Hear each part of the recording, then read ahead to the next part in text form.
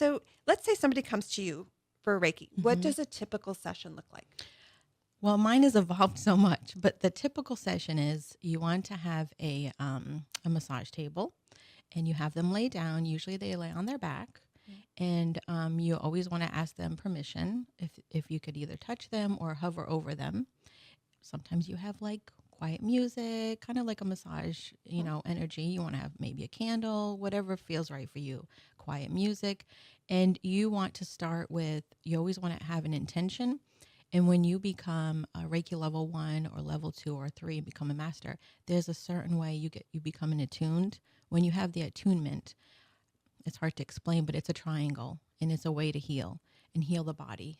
And it's connected to like the meridian systems of the body, the endocrine systems, and the organs. And when they lay down, you want to hold their head first. You add the attunement. There's a specific way that you learn how to do that. Once you feel the connection with that other person, then you move on to their head. So then you start with the crown chakra, the top of their head, which we call that crown chakra. And it's like a purple color, and it just activates the mind. Then you go on their forehead, which is the indigo color, and that's the third eye. So then you move through all the chakra systems. Then you would either hit their knees or touch their knees or touch their legs or their feet. And then they would roll over, and you would do the same thing on the back. But lately, I had just been holding the head of the person and kind of feeling the frequency. Sometimes I'll go to the knees, sometimes the feet, sometimes I don't even touch their body. I can just feel it. I've been doing it over 10 years. So now I can feel where the energy is kind of stuck, and you can feel it. When you start learning about energy, you can feel what's going on with the person.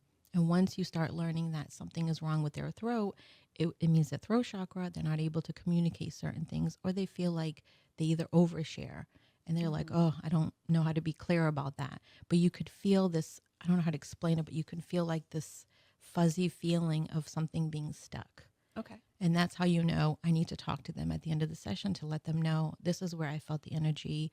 Do you want to talk about that? Or they don't have to talk about it. You should just tell them what you were feeling.